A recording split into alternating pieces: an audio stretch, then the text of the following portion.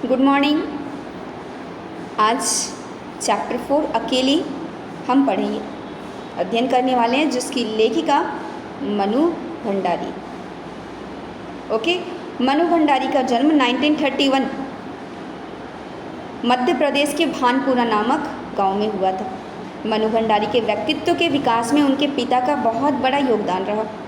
वे दिल्ली विश्वविद्यालय के Miranda house में प्राध्यापिका रही। आधुनिक कहानीकारों में मनु भंडारी का नाम आदर से लिया जाता है। मनु भंडारी ने कहानी, उपन्यास एवं नाटक विद्या को अपनाया है।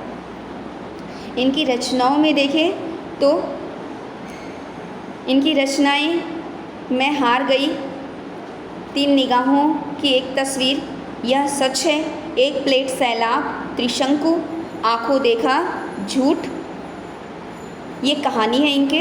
आपका बंटी स्वामी, महाभोज, कलावा, ये उनके उपन्यास हैं। बिना दीवारों का घर, ये नाटक। ये जो कहानी अकेली हम पढ़ने वाले हैं आज, उसका सारांश देखें हम। प्रस्तुत कहानी गांव की एक महिला के व्यवहार एवं मानवता का चित्रण किया गया है। इस कहानी में जिस महिला के व्यवहार और मानवता का चित्रण किया गया उनका नाम है सोमा बुआ। सोमा बुआ के जवान बेटे की मृत्यु हो गई थी और जिस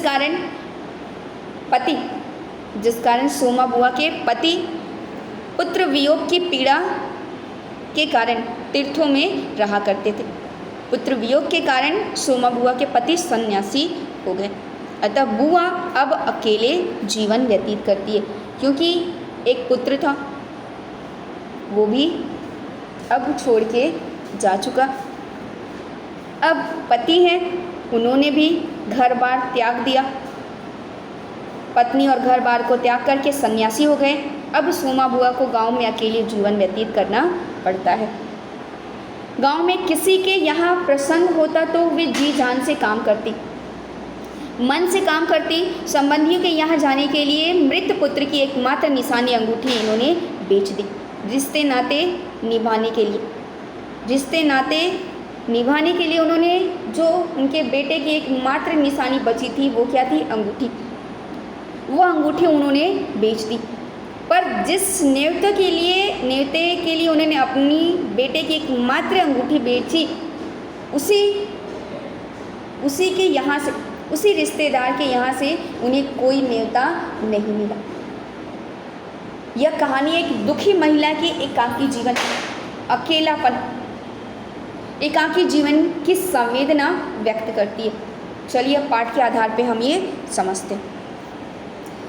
सोमा बुआ के व्यक्तित्व का चित्रण किया गया। सोमा बुआ बुढ़िया है, वृद्धा है, परित्यक्तता अर्थात पति द्वारा त्यागी गई, वह अकेली है। सोमा बुआ अकेले जीवन व्यतीत करती है। सोमा बुआ का जवान बेटा क्या जाता रहा, उनकी अपनी जवानी चली गई। पति को पुत्र वियोग का ऐसा सदमा लगा कि पत्नी घर बार तज कर यानी त्याग कर तीर्थवासी हुए और परिवार में कोई ऐसा सदस्य था नहीं जो उनके एकाकीपन यानी अकेलेपन को दूर कर सके। जवान बेटा की मृत्यु और जवान बेटे की मृत्यु के बाद पति को पुत्र वियोग का सदमा ऐसा लगा कि उन्होंने घर बार और पत्नी त्याग दिया, तीर्थवासी सन्यासी हो गए।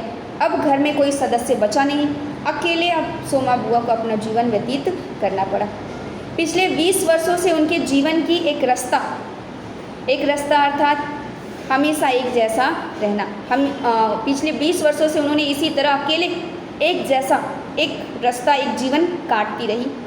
कोई व्यवधान उसमें उपस्थित नहीं हुआ, कोई रुकावट नहीं आया। इस तरह से जीवन उन्होंने व्यतीत किया, कभी कोई रुकावट व्यवधान नहीं आया, ना कोई परिवर्तन आया। यूँ हर साल 1 महीने के लिए उनके पति उनके पास आकर रहते थे, पर कभी उन्होंने पति की प्रतीक्षा नहीं की। सन्यासी हुए हैं पति साल में एक बार 1 महीने के लिए पत्नी से मिलने आते हैं, लेकिन कभी भी पत्नी ने उनकी प्रतीक्षा नहीं की। पति की राह में आंखें नहीं बिछाई। राह में आंखें बिछाना अर्थात मुहावरा है यहाँ पे, जिसका अर्थ है बेसब्री से इंतज़ार करना। 1 महीने के लिए पति ज़रूर आते, लेकिन पत्नी बेसब्री से उनका इंतज़ार नहीं करती। जब तक पति रहते उनका मन और भी मुरझाया हुआ रहता, क्योंकि पति के स्नेहहीन व्यवहार का अंकुश उनके रोज़मर्रा के जीवन की अबाध गति से बहती स्वच्छंद धारा को कुंठित कर देता था। पति 1 महीने के लिए आते, लेकिन पत्नी खुश नहीं रहती। और कारण क्या था? तो पति का स्नेहहीन व्यवहार, पति का स्नेहहीन व्यवहार, जिसकी वजह से उनका मन और भी मुरझाया रहता। जब तक उनके साथ रहते तब तक उनका मन मुरझाया रहता, उदास रहती। और इस तरह से स्नेहहीन व्यवहार का अंकुश अर्थात रोग, ठीक है, रोग उनके रोज़मर्रा के जीवन की अबाध गति, जो न रहने पे जो जीवन की एक गति थी, जो स्वच्छंद धारा में एक दिशा, एक धारा में गति में बहती थी, वो कुंठित हो जाती। कब? पति के आने पे। कुंठित यानी बाधित, अवरुद्ध होना, गतिहीन होना। उसमें पति के आने के बाद उनकी रोज़ की दिनचर्या बाधित होती, कुंठित होती, वो रोक टोक करते थे। उस समय उनका घूमना फिरना, मिलना जुलना बंद हो जाता। सन्यासी महाराज से तो यह भी ना होता कि 2 मीठे बोल बोलकर सोमा बुआ को एक संबल ही पकड़ा दे। संबल अर्थात क्या? सहारा। पति के आने के बाद सोमा बुआ का घूमना फिरना, मिलना जुलना, किसी के आना जाना, किसी के यहाँ सब बंद हो जाता। अब सन्यासी महाराज से ये भी नहीं होता कि कम से कम 2 मीठे बोल ही बोल ले, क्योंकि आना जाना घूमना फिरना सब बंद कर रखा है। अब आए हैं तो 2 मीठे बोल ही बोल ले कम से कम।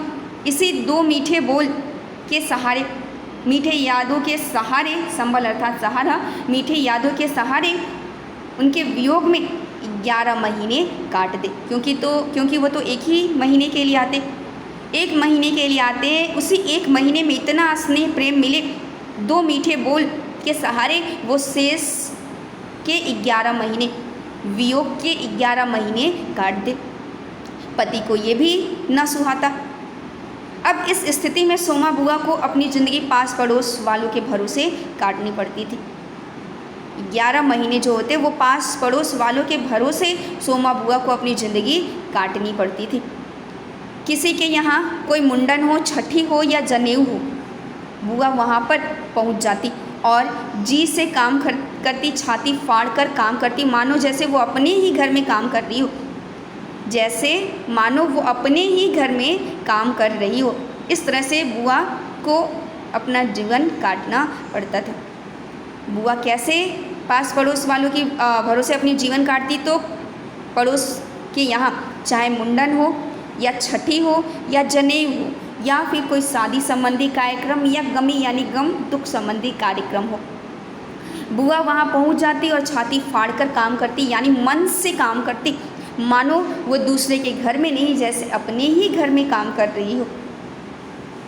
इस तरह से अपना जीवन व्यतीत करती सोमा बुआ। आगे देखते हैं सोमा बुआ के पति आए हुए।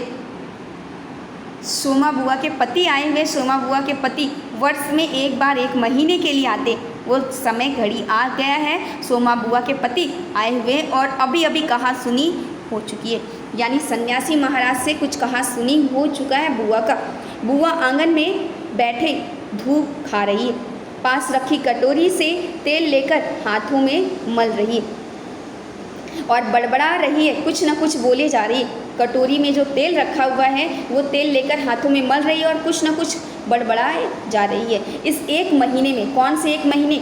जब उनके पति आते, उस 1 महीने में अन्य अवयवों के शिथिल हो जाने पे, शिथिल अर्थात निष्क्रिय, ठीक है, निष्क्रिय हो जाने के कारण, क्योंकि 1 महीने जब पति रहते हैं घर पे तो कहीं आना जाना, घूमना फिरना, मिलना जुलना सब बंद हो जाता है। तो वही कहा गया है, इस 1 महीने में शरीर के 1 महीने में अन्य अवयवों के निष्क्रिय हो जाने से केवल जीभ ही सबसे अधिक सक्रिय और सजीव हो उठता है, जिसे वो बड़बड़ाया करती है। तभी हाथ में एक फटी साड़ी और पापड़ लेकर राधा भाभी ऊपर से उतरती है, ठीक है। ये एक नया पात्र आया, राधा भाभी, जो ऊपर से उतर रही है फटी हुई साड़ी और पापड़ लेकर। आगे क्या होता है, क्या हो गया बुआ, ये कौन कह रहा है? राधा भाभी क्या हो गया बुआ, क्यों बड़बड़ा रही हो? फिर सन्यासी महाराज ने कुछ कह दिया है क्या?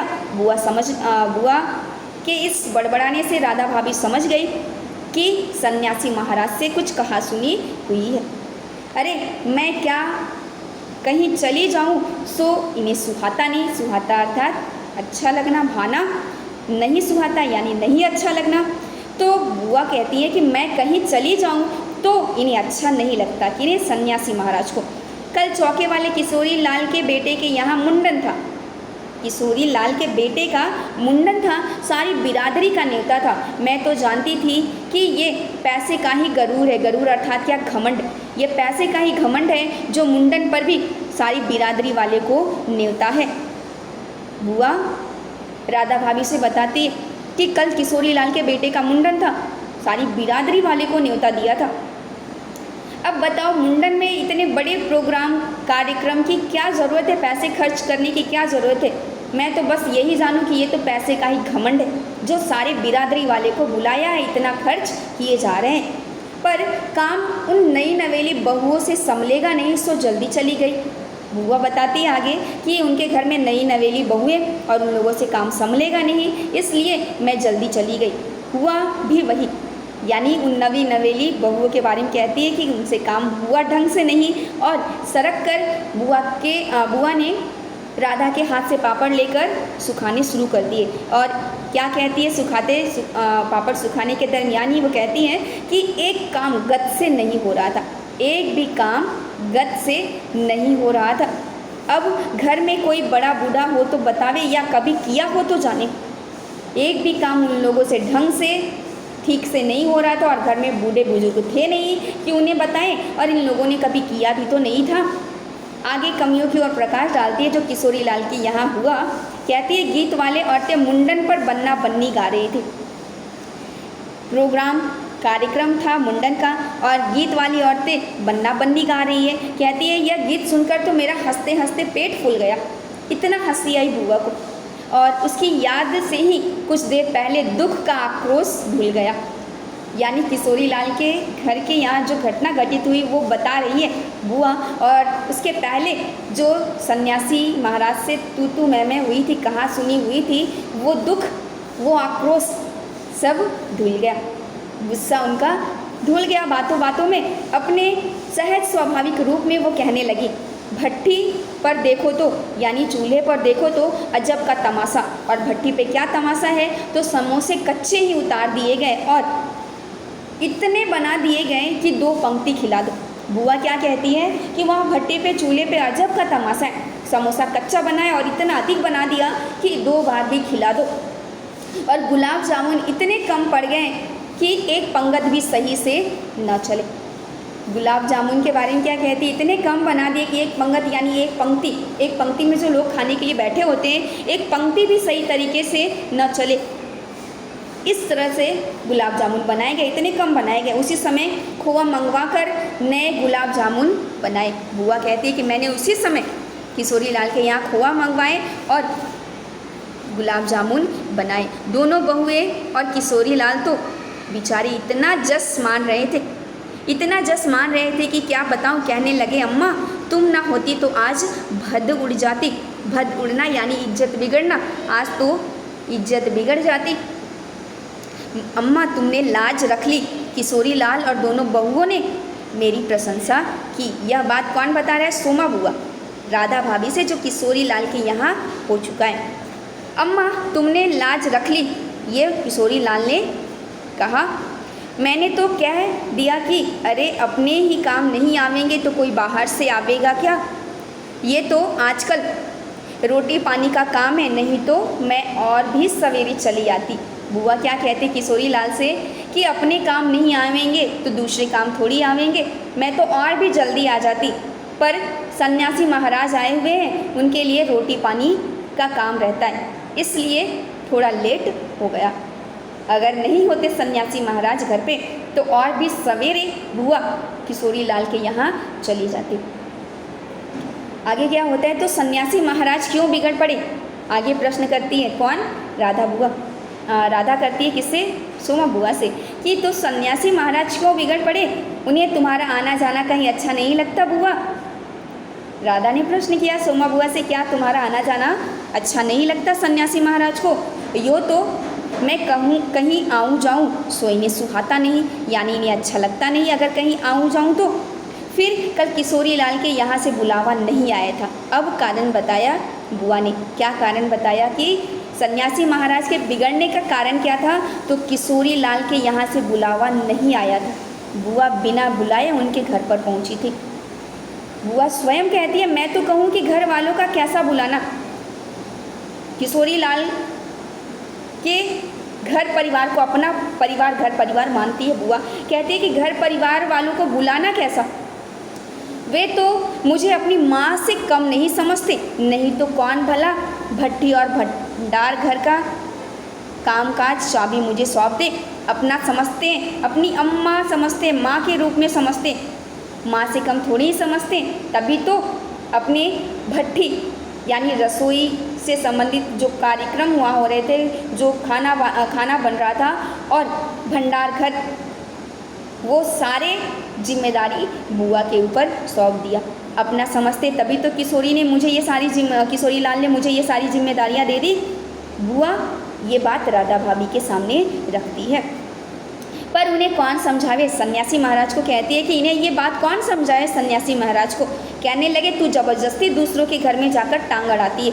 सन्यासी महाराज का ये कहना कि तू बिना बुलाए दूसरे के घर चली जाती है, और इस तरह एकाएक उस क्रोध भरी वाणी और कटु वचनों का स्मरण हो आया जो थोड़े देर पहले सन्यासी महाराज ने कटु वाणी की बौछार सोमा बुआ के ऊपर की थी। जो बुआ किशोरी लाल के यहाँ जो घटना घटित हुई वो बताने में भूल गई थी। थोड़ी देर के लिए सन्यासी महाराज के क्रोध भरी वाणी कटु वचन धुल गए थे, जो वापस स्मरण हो आए। अचानक सारी बातें, वो क्रोध भरी वाणी और कटु वचन स्मरण हो आए, याद हो आए, जिनकी बौछार कुछ देर पहले ही सन्यासी महाराज ने उन पर की थी। याद आते ही उनकी आंखों से आंसू बहने लगे। बुआ रोने लगी सन्यासी महाराज के कटु भरे वचनों को याद करके। उनकी क्रोध को याद करके बुआ रोने लग जाती है। आगे क्या होता है तो राधा क्या कहती है, अरे रोती क्यों हो बुआ, कहना सुनना तो चलता ही रहता है, ऐसा होता ही रहता है, कहना सुनना होता ही रहता है, चलता रहता है। सन्यासी महाराज 1 महीने को तो आकर रहते हैं, सुन लिया करो। और क्या, 1 महीने के लिए आते हैं, जो कुछ कहे चुपचाप सुन लिया करो। ये राधा भाभी ने किसे समझाया? सोमा बुआ को। ओके, अब आगे क्या होता है सोमा बुआ के जीवन की एकांकीपन की, उनके अकेलेपन की चर्चा हम नेक्स्ट क्लास में करेंगे। ओके।